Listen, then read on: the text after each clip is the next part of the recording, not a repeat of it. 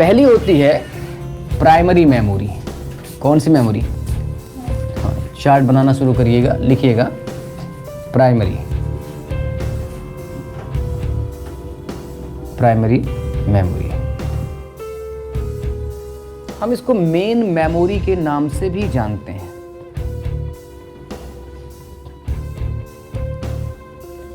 और दूसरी रहेगी, प्राइमरी है तो आपको पता चल चुका होगा कि सेकेंडरी भी होगी ना।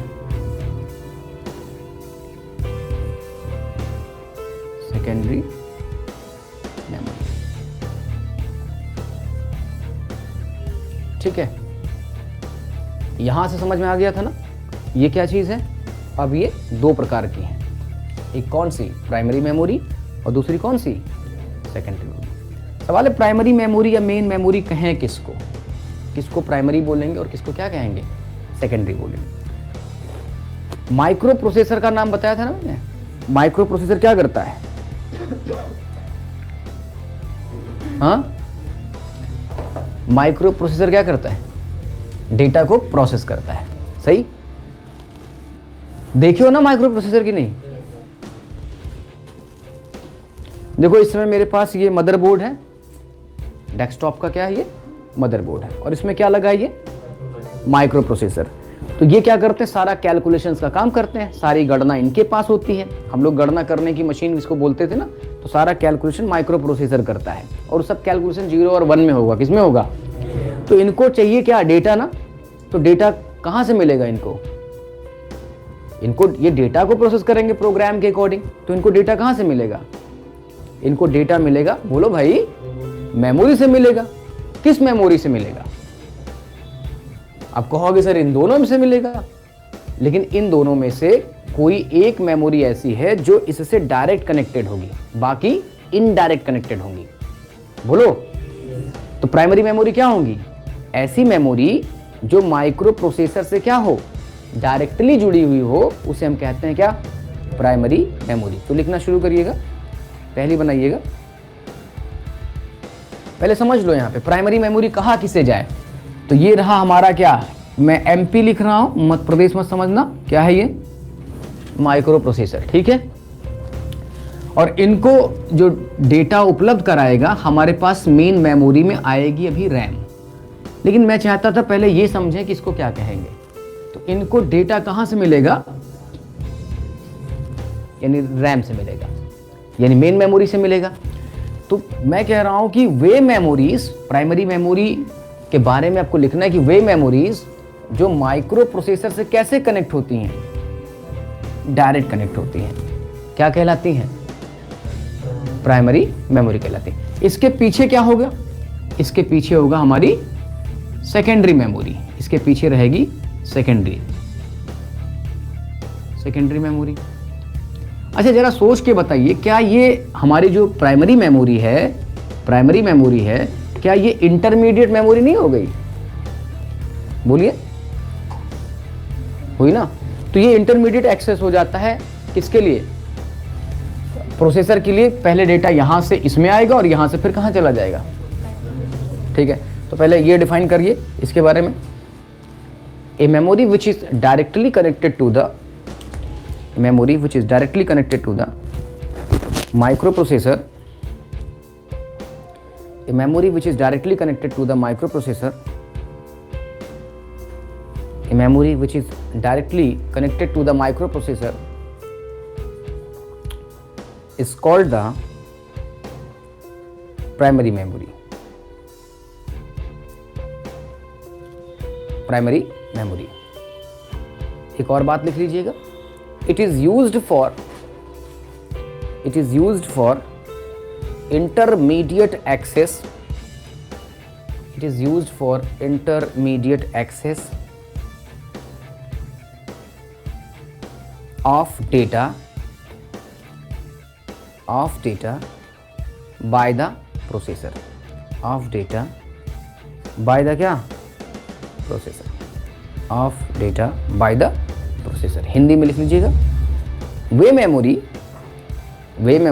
जो माइक्रो प्रोसेसर से प्रत्यक्ष तौर पर प्रत्यक्ष रूप से जुड़ी होती हैं, प्रत्यक्ष समझते हो ना, हाँ, डायरेक्ट जुड़ी हुई होती हैं, उन्हें प्राइमरी मेमोरी कहा जाता है।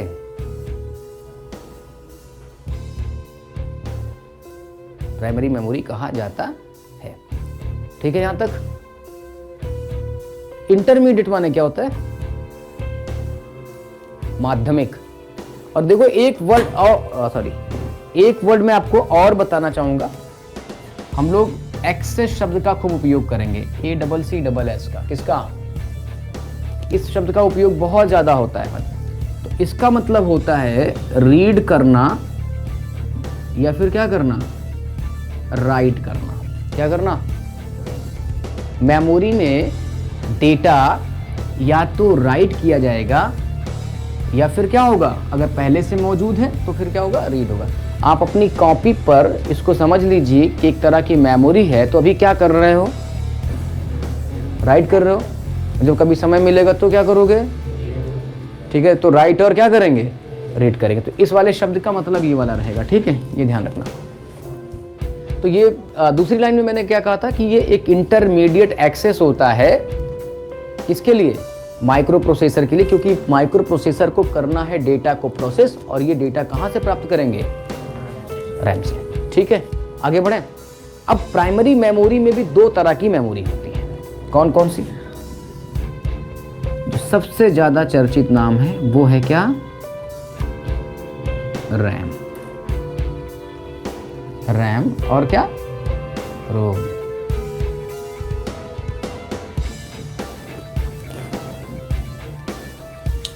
रैम और क्या, रोम। तो रैम का पूरा नाम क्या है, random access memory. Random access memory. देखिए, RAM stand for random access memory. ये वाला चार्ट भी बनाते रहिएगा। इसके लिए एक जगह ये फ्लो चार्ट पूरा बनाते रहिएगा। एक जगह अभी हम लोग क्या करेंगे, इसको बनाइएगा, क्योंकि ये थोड़ा ऐसे बनेगा। स्क्रीन पे दिखा दे रहा हूँ, ऐसे बनाना हमको। तो अभी एक एक करके पढ़ते चलेंगे तो सारी चीज़ें कंफर्म होती रहेंगी। ठीक है, तो लिखिएगा RAM, random access memory. Random access memory. Random access क्या हो जाएगी, मेमोरी। फुल फॉर्म बन गया। अब देखिए, रैंडम एक्सेस में जो पहला रैंडम का मतलब क्या होता है, जिसका कोई क्रम ना हो, यादृच्छिक हिंदी में कहते हैं उसको। क्या, अब इतनी कठिन हिंदी है पता नहीं चलेगा। मतलब क्या हुआ, जिसका कोई क्रम ना हो। एक्सेस का मतलब क्या होता है, डेटा को क्या करना, रीड और राइट करना। मेमोरी माने स्मृति या मेमोरी। ठीक है, तो रैंडम एक्सेस मेमोरी। अब आप समझिएगा, अगर इस क्लास को हम समझ लें कि हमारी क्या है, ये रैम है। रैंडम कैसे हुआ वो समझिए, और आप सारे लोग डेटा हो। इस क्लास में आपको आकर के क्या करना है, बैठना है। तो क्या यहाँ बैठने की जगह सबकी पहले से तय है, जहाँ स्पेस था वहाँ बैठ गए। अब ये जगह कौन दिलवाता है कि आप कहाँ बैठोगे, कैसे बैठोगे, कहाँ जगह खाली, इस बात की भी कोई जानकारी रखने वाला भी चाहिए ना कंप्यूटर में। तो ये सारा काम हम लोग सॉफ्टवेयर के थ्रू देखेंगे। और सॉफ्टवेयर में हम किसकी बात करेंगे, ऑपरेटिंग सिस्टम की। किसकी? जब इधर हम पढ़ेंगे तो बताएंगे कि ऑपरेटिंग सिस्टम का एक फंक्शन होता है मेमोरी मैनेजमेंट का। किसका भाई? इस डिवाइस में, ये हमारे हाथ में रैम है। पहले रैम पहचानना सीख लीजिएगा। ये है रैम, ये रैंडम एक्सेस क्या है, मेमोरी है। तो इसमें जो आपका डेटा आता है, देखिए, जब आप कंप्यूटर में कीबोर्ड या माउस के थ्रू कोई डेटा एंटर करते हो तो सबसे पहले वो डेटा जाकर के कहाँ होल्ड होता है, आपके रैम में। ये है रैम। ठीक है, यहाँ जाके होल्ड होता है। इवन जब तुम कोई फाइल खोलते हो अपनी, कहाँ से, सेकेंडरी मेमोरी से। सेकेंडरी मेमोरी में जैसे ये कि हार्ड डिस्क, यहाँ से जब कोई फाइल निकालते हो, कोई फाइल ओपन करते हो, तो वो फाइल भी कहाँ पहले आकर के लोड होती है, उसके बाद कहाँ चली जाती है प्रोसेस होने, फिर तुमको रिजल्ट दिखता है। समझे? तो ये रैंडम एक्सेस मेमोरी है। तो मैंने बताया कि रैंडम का मतलब, अगर इस क्लास को हम रैम समझे ऐसे, तो आप डेटा हो, यहाँ बैठोगे, जहाँ जगह खाली होगी, जो डेटा आया है उसको जगह देनी, जिससे वो जाके स्टोर हो जाए। तो ये सारा कुछ हैंडल करने का काम कौन करता है, ऑपरेटिंग सिस्टम। इनके पास स्पेस रहता है, और बाकी कहाँ बैठाना है, कैसे बैठाना है, उसके लिए कौन जवाबदेही होगा? Operating system. उसको हम लोग सॉफ्टवेयर की तरफ जब पढ़ेंगे तो वहाँ देखेंगे। समझ में आया? रैंडम के बारे में समझे? रैंडम एक्सेस मेमोरी क्या करेगी भाई? सिंपल सी बात है, डेटा को सर रीड और राइट करेगी। रीड करेंगे और क्या करेंगे? राइट करेंगे। ठीक है। रैम जो है ना, ये परमानेंट डेटा को स्टोर नहीं करती है। रैम डेटा को परमानेंट स्टोर नहीं करती। ये बताइए, अगर इस क्लास को मैं रैम कह रहा हूं तो आप क्या यहाँ परमानेंट जमा रहेंगे? हाँ? क्लास खत्म, आप अपने घर। हाँ, डेटा फिर ऐसे डेटा भी क्या होगा? जब हमारा सिस्टम बंद हो जाता है तो इसमें स्टोर जो भी इंफॉर्मेशन होती हैं वो सब क्या हो जाती हैं? उड़ जाती हैं। इस वजह से हम लोग रैम का जो नेचर है वो कहते हैं कि वोलाटाइल है। कैसा है? वोलाटाइल। रैम का नेचर वोलाटाइल है। मतलब ये हुआ कि रैम में डेटा परमानेंट स्टोर नहीं होता है, ये टेम्परेरी स्टोरेज का क्या है? टाइप है। इसमें डेटा टेम्परेरी स्टोर होगा। कब तक स्टोर होगा? जब तक कंप्यूटर में पावर सप्लाई रहेगी। पावर सप्लाई यानी कि कंप्यूटर को यदि आप शट डाउन कर देते हैं या किसी कारण कंप्यूटर आपका बंद हो जाता है तो इसमें जो भी डेटा मौजूद रहता है वो सब का सब क्या हो जाता है? इरेज हो जाता है, उड़ जाता है। इस वजह से इसे क्या कहते हैं? Volatile nature. कौन सा? वोलाटाइल की हिंदी होती वाष्पशील। कैसा? वाष्पशील। मतलब वाष्पशील का मतलब समझ रहे हो ना? वाष्प बन करके क्या हो जाए? उड़ जाए। तो इसमें डेटा परमानेंट स्टोर आपका नहीं होता है। तो क्या क्या बातें पता चली रैम के बारे में? एक तो हमने फुल फॉर्म सीखा, दूसरा सीखा कि रीड और राइट करेगी, तीसरी बात बताया कि ये मेन मेमोरी भी इसी को बोलते हैं। यूजर जब अपने इनपुट डिवाइस से कोई डेटा एंटर करेगा तो वह प्राथमिक तौर पर स्टोर होने कहाँ चली जाएगी? इसमें आएगी रैम में। और इवन अगर आप सेकेंडरी मेमोरी से कोई फाइल ओपन करते हो तो वो भी कहाँ आएगी स्टोर होने? रैम में। उसके बाद प्रोसेस होने के लिए कहाँ जाएगी? माइक्रो प्रोसेसर के पास। ठीक है, इतनी बात समझ पाए? रैम के विषय में पता चला कैसा नेचर इसका। लिख लीजिए कुंदेश, लिखो फटाफट। ये थोड़े की पॉइंट है, बहुत ऐसा नहीं कि सब कुछ लिख डालो, बुलेट पॉइंट में लिखते हुए चले चलो। मेन मेमोरी है, डेटा को रीड और राइट करती है। नेचर वोलाटाइल होता है, जिसका अर्थ क्या होता है कि डेटा को परमानेंट स्टोर नहीं करता। यहां तक हो गया? लिखिए फटाफट, लिख के दिखाइए।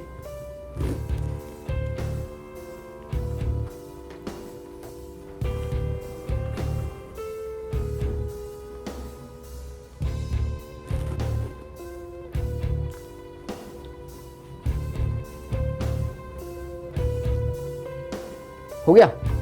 ठीक है। अच्छा, रैम जो है ना, अब रैम तो पहचान ही रहे हो कि मेरे हाथ में है। रैम अलग अलग साइज में आती हैं और आपको पता होगा हमारे लैपटॉप में, डेस्कटॉप में या मोबाइल फ़ोनों में भी क्या लगी होती हैं? रैम लगे होते हैं। तो रैम अलग अलग साइज में आती, जैसे 1 GB का, 2 GB का, 4 GB का, 8 GB का, 16 GB का, ये अलग अलग साइज में उपलब्ध होते हैं। अब ये डिपेंड करता है कि जब तुम परचेज करोगे कंप्यूटर अपने लिए, कौन सा काम करना है, कंप्यूटर का क्या कॉन्फ़िगरेशन होगा, बोर्ड क्या होगा, उन सब के हिसाब से हमें क्या करना होगा कि रैम के साइज को तय करेंगे कि कौन से कितनी GB की रैम कार्ड हम क्या करें अपने सिस्टम पर यूज़ करेंगे। तो ये वेरिएबल फैक्टर्स होते हैं, वेरी करने वाले फैक्टर्स होते हैं। इसके अपनी ज़रूरत के हिसाब से हम इन रैमों का क्या करते हैं? उपयोग करते हैं। अच्छा, ये कैसे पता लगाओगे कि आपके कंप्यूटर में कितने GB का रैम कार्ड लगा हुआ है? हमारे जो लैब में सिस्टम लगे हुए हैं या जो भी लैपटॉप वगैरह होगा आपके पास, तो कैसे मालूम करोगे कितने GB का रैम कार्ड इसमें इंस्टॉल किया गया है? देखो मैं सिखाता हूँ, स्क्रीन पर देखिएगा। ये आपकी स्टार्ट बटन है, ठीक है। यहाँ देखो लिखा हुआ मिलेगा कंप्यूटर। मैं ऑपरेटिंग सिस्टम विंडोज 7 यूज कर रहा हूँ, बाकी लैब में आपको विंडो 10 भी मिलेगा, ठीक है। विंडो 10 भी हमारे पास है। तो यहाँ पे मेरे लैपटॉप पर ये विंडो 7 पड़ा हुआ है। तो यहाँ कंप्यूटर पे जाइएगा और क्लिक करिएगा तो देखो यहाँ पे दिखाई पड़ रहा होगा प्रॉपर्टीज़ लिखा हुआ, ठीक है। इस प्रॉपर्टीज़ में जब जाओगे तो ये देखो, खुद ही पढ़ के देखो, बताओ क्या लिखा है। यानी 2 GB का क्या है? मेमोरी कार्ड है। अगर आपको ये सिस्टम से नहीं करना तो दूसरा तरीका है कि आप विंडो के साथ पॉज ब्रेक बटन यूज कर लीजिएगा। आपके कीपैड में देखा होगा एक विंडो की भी होती है, अरे ऐसे बनी होगी, इस तरह से लिखी नहीं होगी, ऐसे ऐसे सिंबल बना होगा विंडो का। इसके साथ कौन सी बटन पुश करिएगा? पेज पॉज ब्रेक, पेज नहीं भी पॉज है, ठीक है। कैसे? मैं हिट करके दिखा रहा हूँ, इसको दिखा नहीं पाऊंगा, नोट कर लीजिएगा। विंडो पॉज ब्रेक करोगे तो देखो यहाँ पे आपको सिस्टम्स की इंफॉर्मेशन खुल करके आ जाएगी। तो किसी भी ऑपरेटिंग सिस्टम में हो, खास करके विंडोज फैमिली में, तो विंडो के साथ पॉज ब्रेक वाली बटन प्रेस करिएगा। आपको सिस्टम की इंफॉर्मेशन में ये पता चल जाएगा कि कौन सा ओएस ऑपरेटिंग सिस्टम इंस्टॉल है। एक बात और सुन लो, ये जो बता रहा था सॉफ्टवेयर पर, हम लोग जब चलेंगे सॉफ्टवेयर वाला टॉपिक करेंगे तो उसके बारे में जानेंगे क्या करता है, लेकिन अभी जानते रहो ये सॉफ्टवेयर है ऑपरेटिंग सिस्टम, ठीक। कैसा? System software. तो स्टैटिक रैम के कंपैरिजन में क्या आती है? सस्ती आती है। और स्टोरेज की साइज के साथ अगर बात करें तो ये बड़ी होती है। कौन? Dynamic RAM. तो लिख लीजिए जल्दी से, फुल फॉर्म बनाया कि अपने डेटा को रिटेन करने के लिए या स्टोर करके रखने के लिए एक निश्चित समय अंतराल पर डायनेमिक रैम क्या करती है? खुद को चार्ज और डिस्चार्ज करती है। छोटे छोटे पॉइंट्स ऐसे लिखते चलो बस। ये स्टैटिक रैम और डायनेमिक रैम, जैसे इसको आप देख के बता दिए डायनेमिक रैम है। हाँ। और स्टैटिक रैम क्या? स्टैटिक रैम आपका माइक्रो प्रोसेसर के साथ इनबिल्ट होकर के आती है। बेसिकली भी जब हम आगे बढ़ेंगे तो इसमें आपको इसी स्टैटिक रैम को पढ़ाऊंगा कैश मेमोरी के नाम से। किसके नाम से? आगे मिलेगा भी आपको, ठीक है। पूरी बात करेंगे, सारी बात बताऊंगा। ये आप सोच रहे हो कि सर फिजिकली तो आप डायनेमिक रैम दिखा रहे हो, ये देखो डी रैम है, डी रैम है, रैम है, ये वाली कहाँ है? हाँ, तो इसको भी दिखाते हैं। अब इसको दिखाने के लिए हार्डवेयर में हम लोग माइक्रो प्रोसेसर का या फिर जो भी आर्किटेक्चर होगा वो आपको सामने भी लेके आऊंगा। तो अब लिख लीजिएगा डायनेमिक रैम के बारे में क्या लिखे, जल्दी बोलो।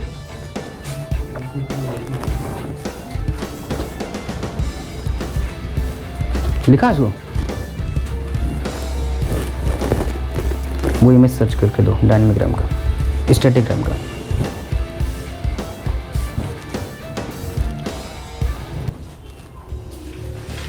ठीक। अब डायनेमिक रैम में भी कई टाइप हैं।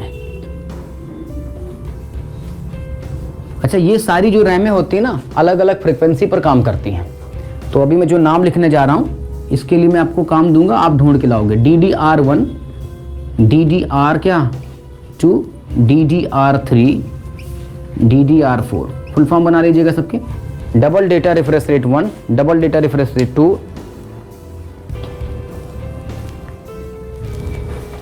DDR1। डायनेमिक रैम में भी कई टाइप हैं, DDR1, DDR2, DDR3, DDR4।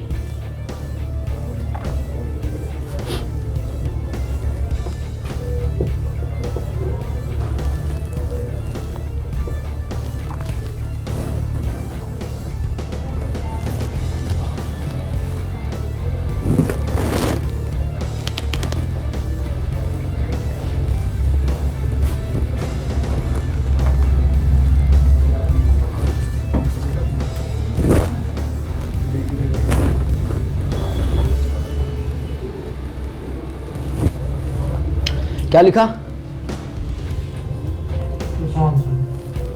Double data refresh rate 1, बाकी सबका लिखते हुए चले आओ। Double data refresh rate 1, double data refresh rate 2, double data refresh rate 3, double data refresh rate 4।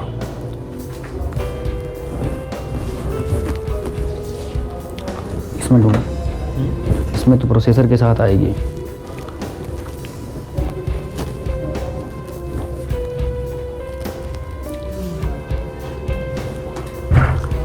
Wait करेंगे, थैंक यू।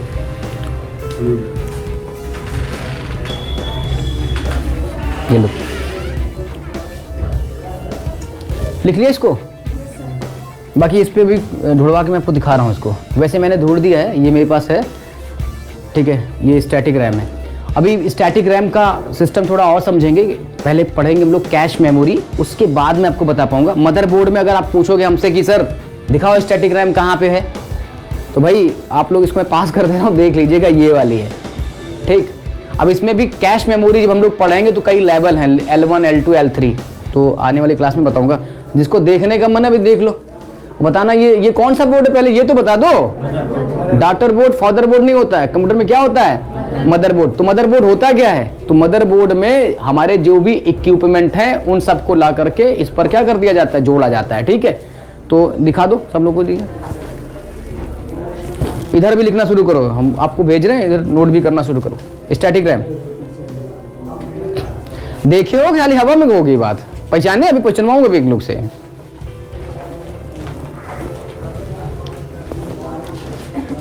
बताते भी जाना, एक दूसरे को बताते जाओ।